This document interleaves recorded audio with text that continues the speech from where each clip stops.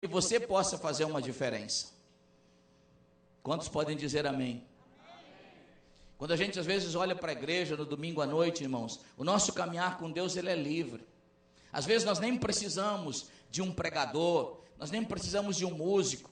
Nós podemos caminhar com Deus porque Deus está conosco. Mas a libertação, diga comigo, libertação.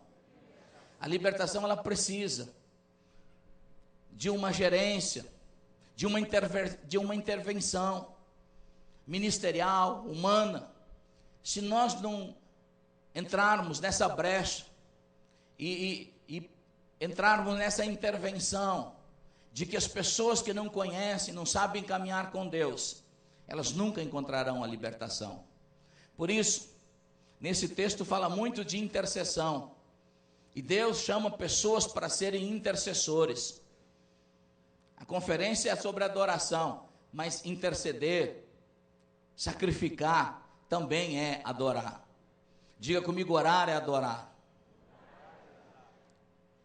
Quantos de vocês, talvez hoje, se Deus tocasse no seu coração e fizesse um pedido, quantos Deus acharia aqui com interesse de ser um intercessor por esta nação? Aleluias. Vou falar de novo, menos para ouvir um amém. Quantos de vocês gostariam de se colocar na intervenção sobrenatural de Deus para tocarem esta nação para o Senhor Jesus? Aleluia. Irmãos, um avivamento não é só de uma reunião numa igreja. Um avivamento é quando tudo aquilo que nós recebemos aqui puder sair daqui, e amanhã esse mesmo mover, essa mesma presença, essa mesma alegria puder entrar nos colégios, puder entrar nas fábricas, puder correr pelas ruas e tocar as pessoas para Deus. E aí nós teremos um avivamento verdadeiro. Quantos de vocês, irmãos, gostariam de levar sua família para o céu? Essa é uma decisão sua. Você decide isso. Deus já decidiu a parte dele. Se converter você, se você crer no Senhor Jesus Cristo, será salvo você e toda a sua casa. Aleluia. Então é uma decisão sua. A morte e o inferno são um fenômeno. Eles nunca se saciam. Até a Bíblia relata sobre isso. Podem morrer numa guerra, num país que vive em pecado. Milhares de jovens numa noite, separados de Deus para sempre. E o inferno e a morte não se contentarão. Eles sempre terão fome demais.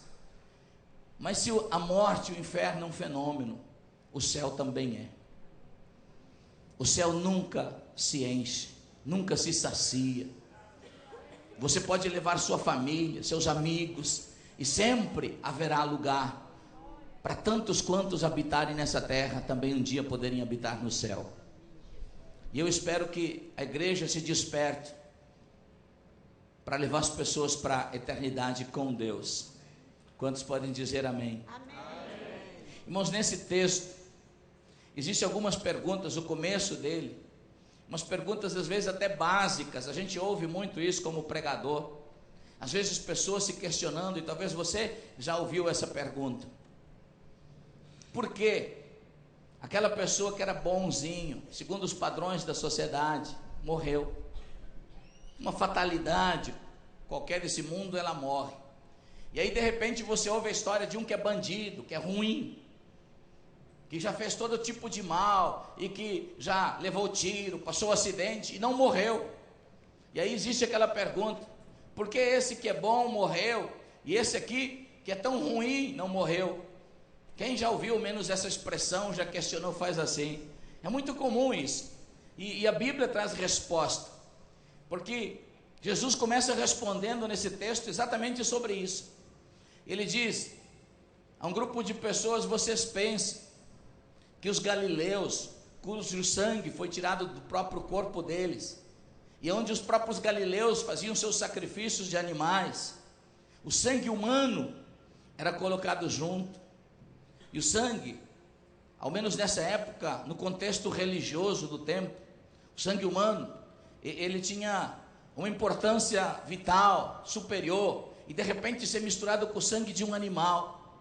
Então alguém poderia dizer, não, eles foram mais pecadores, foram mais amaldiçoados do que os outros. E Jesus até faz a pergunta, vocês pensam que esses galileus mereciam essa morte tão ridícula? E da maneira com que o sangue foi tirado das suas veias e colocado junto com os dos animais, eles foram mais pecadores do que os outros? Jesus diz, não foram. E Jesus continua dizendo, a torre de Siloé, o dia que caiu, um prédio de uma cidade, aqui não fala as pessoas, fala o número, 18 pessoas que caminhavam numa rua, beirando uma torre de um prédio, e de repente a torre cai, talvez uma criança, uma mulher, uma moça, pessoas de todas as idades, e de repente a tragédia, cai a torre, mata 18 pessoas, e Jesus pergunta para eles, talvez o questionamento humano era, será que essas pessoas têm alguma maldade maior? Os pais no passado fizeram um pecado maior, há uma maldição, que aconteceu uma tragédia, são mais pecadores do que os outros? Jesus diz não. Mas é interessante que Jesus observa o seguinte, se todos não se arrependerem, então todos estarão perdidos para sempre. O que eu quero dizer com isso, querido, é que para Deus não existe pecadinhos e pecadão.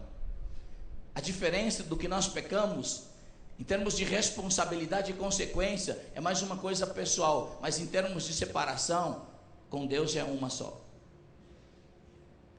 Por exemplo,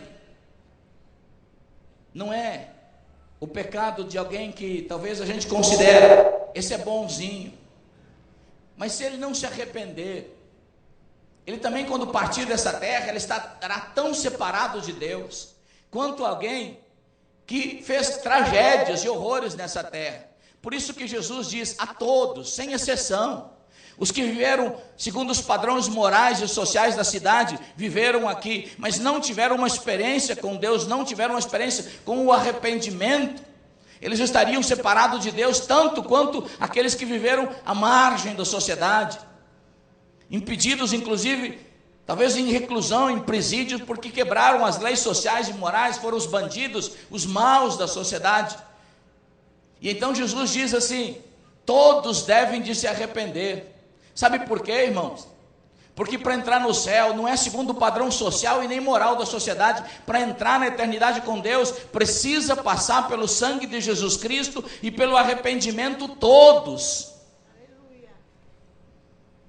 E Jesus, então, ele está dando essa introdução naquilo que ele vai chamar de intercessão, naquilo que ele vai chamar a busca de pessoas que realmente querem se comprometer no reino de Deus e levar todos, diga comigo todos, ao arrependimento. Porque, irmãos, o céu, o padrão, é a santidade por meio do sangue de Jesus Cristo.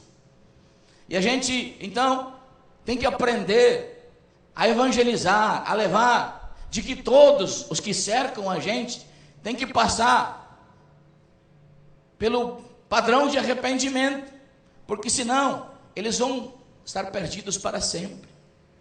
Nós não podemos comparar a vida de uma pessoa boa por uma má, não é essa.